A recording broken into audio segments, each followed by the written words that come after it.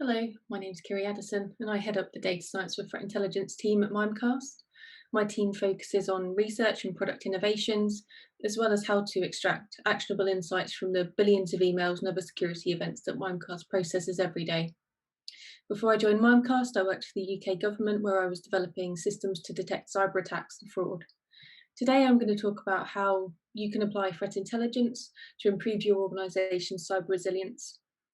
Threat intelligence is still an area that's maturing, and I can think there can sometimes be confusion about what to use and when. And this lack of understanding can lead to frustration, and people can doubt the value that intelligence brings. But I would argue that you can't have an effective cyber resilience strategy without intelligence, and that it can feed into all layers of your security program. Having said that, the quality of intelligence itself varies. Once you know what you need, you then have to be able to source it. And this is a problem that I understand well. So when I was working as a data scientist, developing detection methods, one of the tasks that often came my way was, because of my access to data and the lack of other employees to do it really, was searching the logs for indicators of compromise relating to newly reported and active threats. And this was something that could very often be frustrating, especially when I was just given a list of indicators of compromise. Usually, that list of IOCs would have no context to it. It would contain multiple indicators that themselves were clearly not malicious. So, you'd often have the Google IP address, entrance from the Alexa top 100 domains, common Windows processes that you would expect to be running on basically every machine. So I'd go off and do the searches for the indicators across the logs. And for an organization of over 80,000 users, thousands of hits would be produced. So was every device compromised? No, I just had a bunch of false positives. So I then have to go away and figure out the context for myself. So when would that common Windows process actually be an indicator of malicious activity? And amongst that list, are there actually any smoking gun indicators that I could focus on? So I definitely understand the pain that kind of bad or incomplete intelligence brings. So I'm going to start by discussing the different types of threat intelligence that are available, what the differences between them are and who might use them. I'll then give a quick overview of popular cyber resilience framework that can be used to guide your strategy. Finally, I'll explain how to use intelligence in combination with that framework to make it more effective and tailored to your organization. So to start with, before I get into the meat of the presentation, I'm just going to introduce Mimecast briefly. So Mimecast is a cyber resilience company. We were founded in 2003. We started with email archiving and then quickly moved into email security as email became the #1 attack vector. We now have over 39,000 customers and 14 data centers over the world. In these data centers, we store and process hundreds of millions of emails every day, but we actually do a lot more than just email. We've now grown to a suite that includes web security, continuity, brand protection, awareness training, and threat intelligence, of course. So intelligence products include a broad range of outputs, and they target a variety of audiences. So from indicators of compromise that SOC analysts use to very high-level landscape reports for executives and business leaders. And the actual data sources used and the amount of effort required in terms of analysis varies from kind of product to product and for the different types of intelligence as well. And this can be expressed in the hierarchy of intelligence. So starting at the bottom, we have tactical intelligence.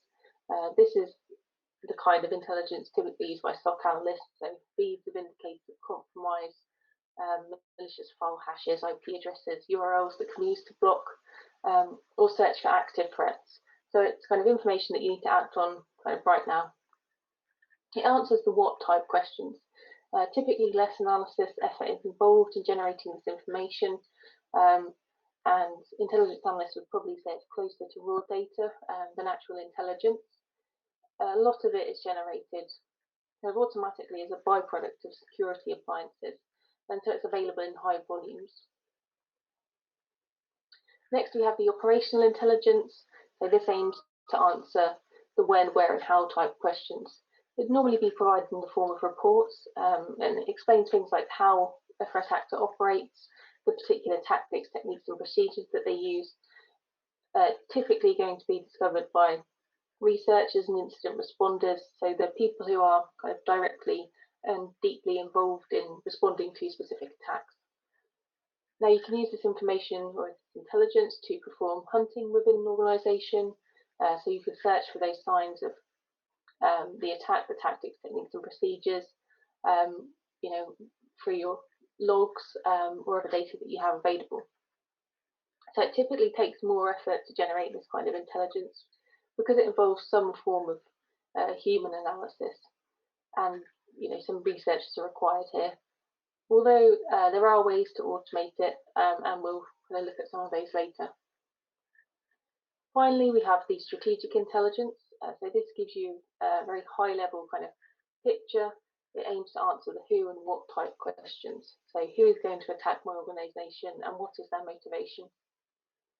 So this kind of intelligence should really be used to guide an organisation's security programme and strategy.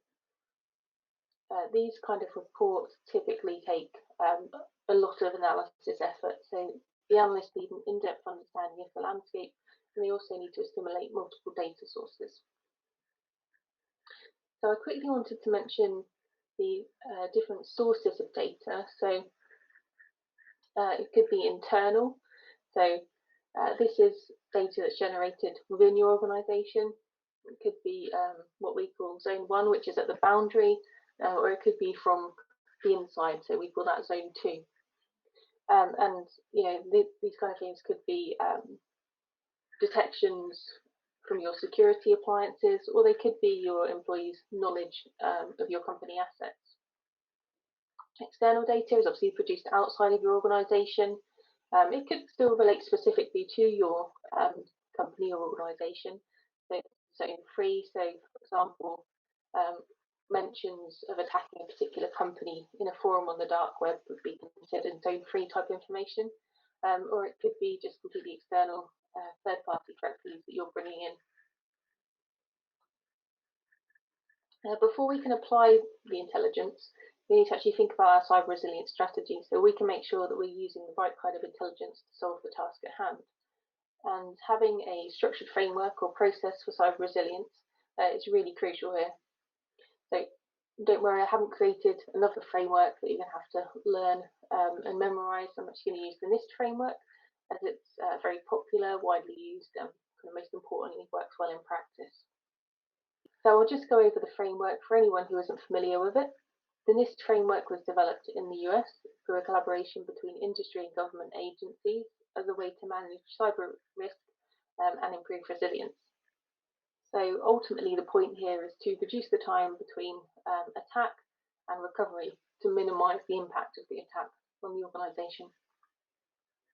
There are 5 stages to the framework. It's meant to be kind of a continuous cycle where improvements can be made by feeding back lessons learned from one stage into the others in an ongoing cycle. So let's step through each stage in turn. So to start with, we have identify. So this is about understanding your organisation and the risks that you face so that you can prioritise your approach to risk mitigation. It can include activities like hardware and software asset identification, supply chain identification, and just generally gaining an understanding of internal and external threats. The second stage is protect. So after you've done the identify stage and you now have this prioritised understanding of the risks, this step is about putting in place the necessary measures to mitigate those risks and minimise the impact of an event. So it's what mitigations can you put in place to ensure that your services keep running. This could include tasks like implementing access control, patching vulnerabilities, and user awareness is another very key activity here, as most breaches involve some form of human error, if not all. Next, we have detection. So when an attack does occur, we want to be able to detect it as quickly as possible so we can minimise and ideally prevent damage. At this stage, we should be thinking about implementing rule-based or machine learning detection methods, probably including anomaly detection, and this can be done in-house with your own teams or via a managed service. The ability to monitor your environment is key here, meaning that you need access to relevant data sources. So, for example, if an email-based phishing attack comes in, you'll want to be able to search your users' inboxes to identify all the users who received that mail and then quickly remove it from the environment. Let's say that one of your users actually got that mail and they opened it and they interacted with a malicious file that was attached. You'll then want to be able to check your network logs for any signs of compromise. And we'll talk about how you actually apply intelligence to help you do that later. Finally, there's the recovery stage. So this is where you're going to be restoring all of your functions and your services that were affected by the attack. So here we need to make sure that we're following all the procedures, the recovery and communication plans, and the good practice that's been developed as part of the previous stages. And a real kind of key part of this is lessons learned and feedback from the detection, response sets, and any previous recovery events that may have occurred. And kind of taking that information and pushing it back into the identification and protection stages to refine and then improve the process. So now we'll see that threat intelligence is a fundamental part of this process, and we're going to look at some ways to make the strategy super focused and effective. So intelligence actually wraps around the entire framework, where you have different types of intelligence feeding into different stages depending on the task being undertaken. So we're going to go through a few examples for each stage. We're going to look at specific tasks that falls under a category within the cyber resilience framework. We'll identify the types of questions that we want to be asking, and finally we're going to show what kind of intelligence is required. So just as a quick reminder, these are the different types of intelligence we have. So we've got high volume tactical intelligence at the bottom that answers the what questions. In the middle we have the operational intelligence, which reveals the threat actor methodologies. This is suitable for the when, where and how type questions. And then finally we have strategic intelligence, which answers the who and why questions. So starting with identify, the main aim of this stage, as we said, is to prioritise risk management. So for this, one of the things we need to do is understand threats an organisation faces at a high level. So who will attack us and why? If you're a financial organisation, you may be more likely to be targeted by organised criminal gangs for monetary gain. Whereas, say you're a healthcare organisation developing the COVID vaccine, you're probably more likely to be targeted by nation-state actors who want to steal that research. As mentioned earlier, the type of intelligence here we need is strategic. So this gives you the high-level view of the landscape, and it can be easily understood by business leaders. So you can then combine this with their specific knowledge of how their company, how their organisation actually works, and their knowledge of its assets.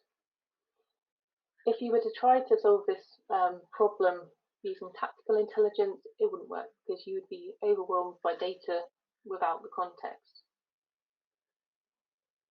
Of course, since the start of the year, dealing with the pandemic has been top priority for many. And one of the things we were thinking about back in spring this year was how to execute a safe return to the office after lockdown, which is unfortunately very relevant again for us here in the UK at the moment.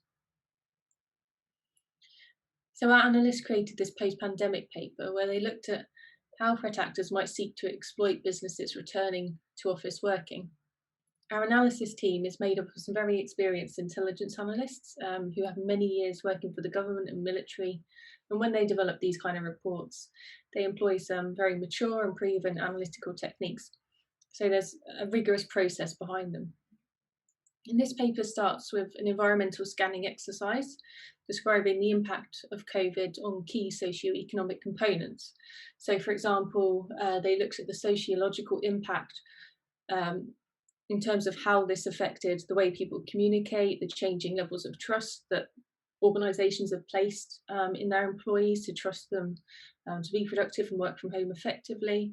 and then looking at the amount of uncertainty that was generated by a sudden change in how this would affect people.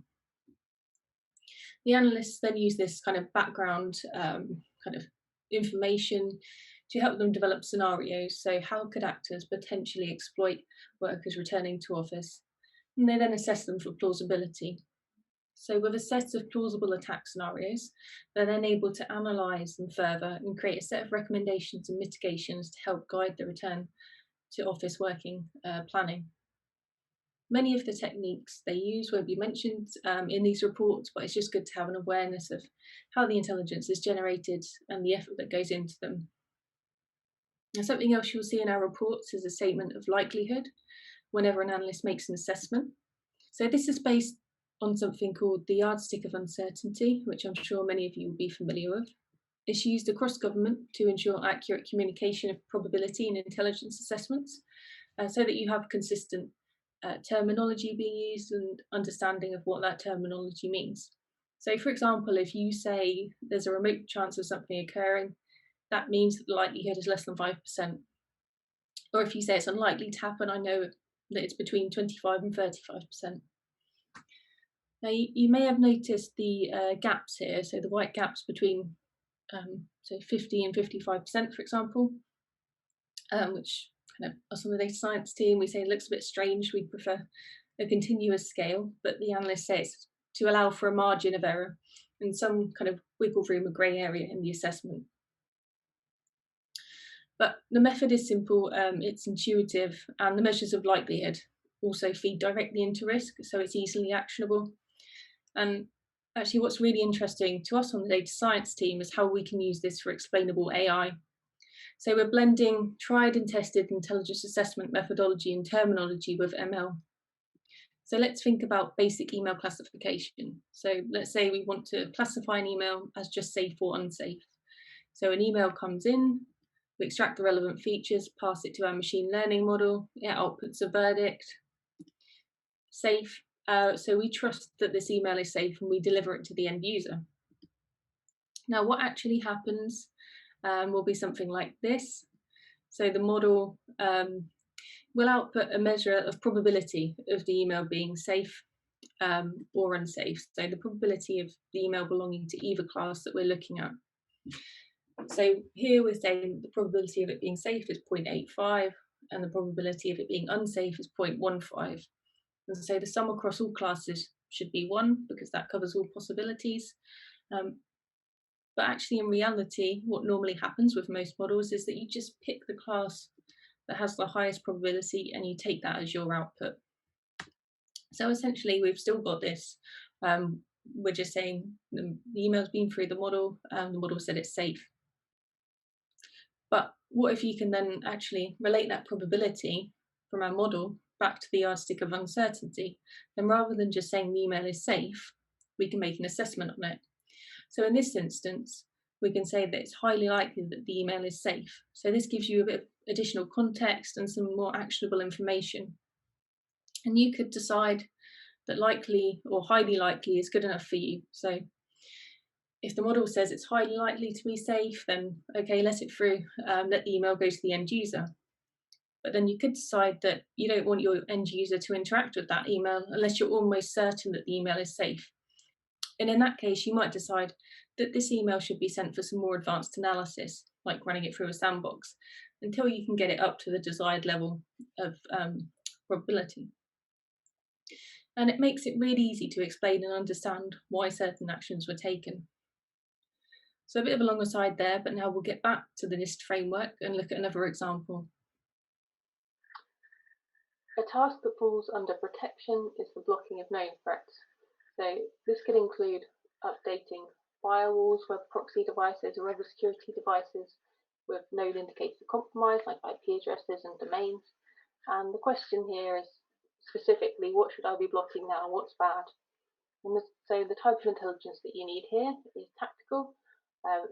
It could be obtained from external TI feeds, but it's worth mentioning that no single vendor can cover everything and have all the indicators. And so this is where the concept of the cybersecurity ecosystem is actually really important. And due to the high volumes of data involved, the potential lack of coverage, and the gaps between different vendors, it's a really good idea to have a platform in place that can aggregate all of this information for you.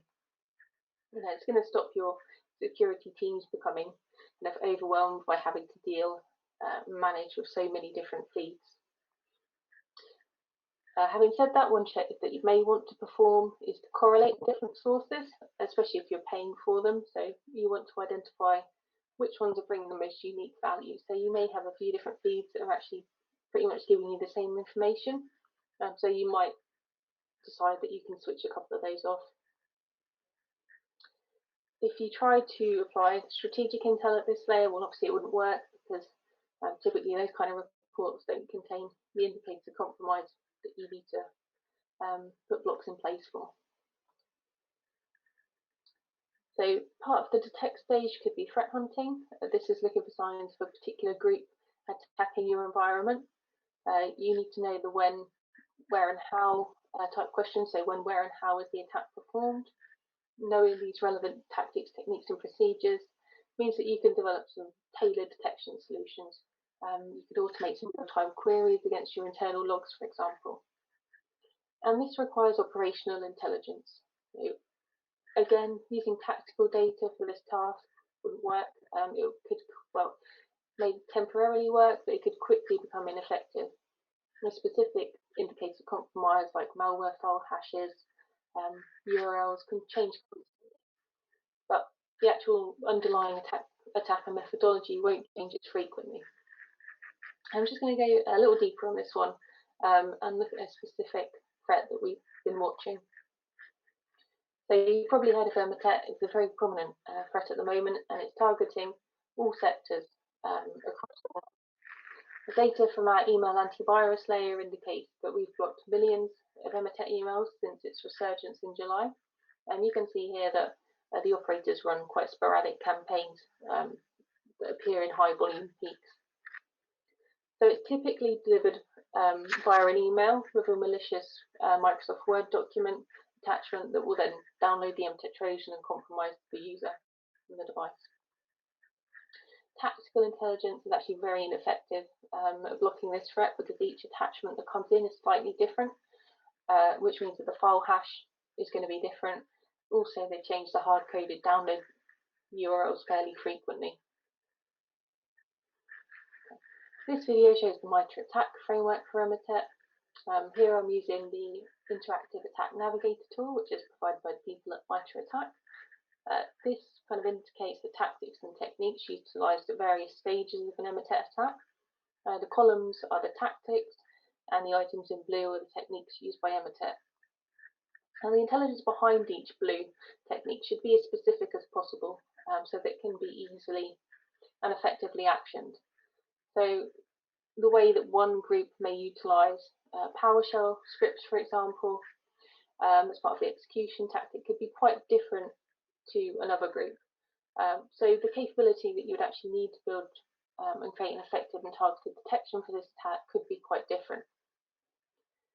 Now for Vermice, as I said, the attack methodology hasn't actually changed much over the last year or two, so our research teams were able to put in place some very effective detections based on operational intelligence.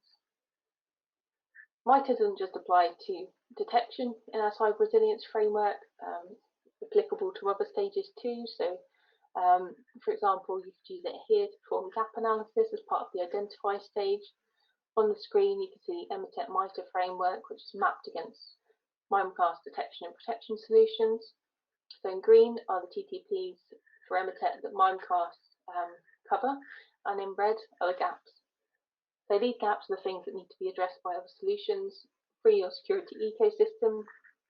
And again, we can then move on to the protection and detection stages of our cyber resilience strategy, feeding this information into it. Moving on to the next example, part of the response phase is being able to select an appropriate course of action once an attack does actually occur. And the way you respond to a denial of service attack, for example, would be very different to the way you respond to a ransomware attack. And to take it a step further, the way you respond to different groups will again be different. So, for example, I mentioned Vermice and infections involving the MTET Trojan will generally be followed up by a secondary infection. And that could be ransomware depending on the motivation for the attack. After the primary infection, the attackers will generally compromise the network further to gain a foothold and assess the company's value. So their aim here is to make as much money from you as possible. So if they decide to use ransomware, they want to set the ransom high to make more money, but they want to make it achievable. So if you don't detect the attack until the ransomware stage, you don't want to just deal with that and then miss the primary infection, because that still leaves your network open and vulnerable to further attacks. So what you need to do is to be able to fully understand the attack that you're dealing with and identify the threat. So this again comes down to tactics, techniques and procedures, and operational intelligence is what's required here. Scenario testing is a great way to improve your recovery time and identify gaps in the previous stages. Ideally, you want to make those scenarios as realistic as possible, which is where threat intelligence is key. So you can use strategic intelligence to make sure you focus on those scenarios that pose the biggest risk. For example, you may identify that organised criminal gangs are targeting your industry for monetary gain. Then using operational intelligence, you could focus on the relevant actor groups, and you can base those scenarios on current methodologies. So for example, phishing emails with malicious attachments for initial access and compromise, followed up by lateral movement on the network, and finally the delivery and execution of ransomware. Then finally, use tactical data so you can test how your systems or users would respond to the actual threats. So for example, you could send safe versions of genuine phishing emails to identify which users would click and potentially compromise your network. And this last part is actually something we have been doing over the last year through COVID, since we saw such a huge change in the landscape. During the first 100 days, we saw a 26% increase in spam and unsophisticated attacks, a 30% increase in impersonation attacks, and a huge 55% increase in users clicking on malicious links. So this correlated with a shift in the threat landscape. Criminals were taking advantage of the fear and uncertainty surrounding COVID and switched tactics to, back to basics phishing and impersonation, but with a COVID theme. And what was interesting was that they would rapidly adapt their templates and their techniques based on whatever was in the media at the time. So whatever people were worrying about, needing more information about, is what the threat actors focused on. So throughout the pandemic, we've been sharing the latest phishing examples in our webinars and blogs, but also with our awareness training team so that they can create new and relevant materials based on the current threats. So to finish, I thought I'd just quickly go over some highlights from our COVID phishing timeline and just to show how the criminals have adapted their campaigns over the last year. So it started in late January with the first campaigns. So you can see here, it's all around, COVID was very new at the time. People didn't really know what the symptoms were. So we saw a lot of these claiming to be from specialists in Wuhan with information about the symptoms of coronavirus. It then moved on, to kind of business impersonation. So your organisation trying to give you information about kind of the effects of COVID and what to do about it. So at this kind of time, so they were looking at early March here, people still didn't really know much about the virus and they wanted a lot more information about it. Next, again, it's COVID updates. So this kind of around this time here was when governments started to get more involved, heavily involved. World Health Organization was involved, and we saw a lot of impersonations of official organizations at this point in time. And a lot of the emails here, they contained links to credential harvesting sites.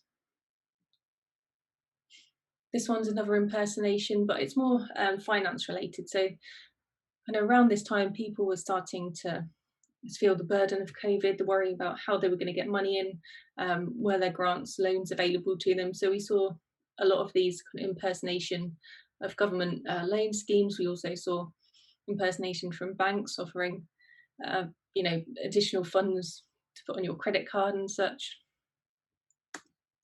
So this one is actually obviously not a phishing email, but it's something that web security picked up. So it's when everyone was kind of worrying about how they could get a test for COVID. There was low availability of tests. So this was a fake website that was set up offering, fake COVID tests. So then what was happening was people were, obviously they had to cancel travel, cancel holidays, and people were worried about were they going to be able to get refunded for their holidays, for their flights. And we saw a lot of these travel scams coming in. This is a very recent one of my personal favourites. So it's combining Trump and COVID. So it was when Trump obviously was taken ill with the coronavirus, and the attackers capitalised on this. So you've got, here's the latest information about Trump. So it's a really good lure that they're using there. And finally, you can see a very, very recent one here. As we've recently gone into lockdown in the UK again, we're starting to see lockdown being used once again as a lure. And this one is quite a basic CEO impersonation attack. Really not much about COVID in it apart from the subject line. And over the next few days, week, what I'm expecting is to see a massive influx of vaccine-related phishing. So watch out for those. So that was a whistle-stop tour of the COVID timeline. So to summarise, with a few hopefully interesting detours, I've talked about the different types of threat intelligence: tactical, operational, and strategic, and the importance of choosing the right type of intelligence based on the task at hand. Now, the aim of the NIST Framework for cyber resilience is to make the time between cyber attack and recovery as small as possible, and to minimise the impact of the attack on the organisation. Applying intelligence is key to being able to focus the tasks at each stage to make them relevant to the organisation and the types of threats that you can expect to encounter. Thanks for listening, and please come and talk to us at Mimecast if you want to find out more about anything I've shown you today.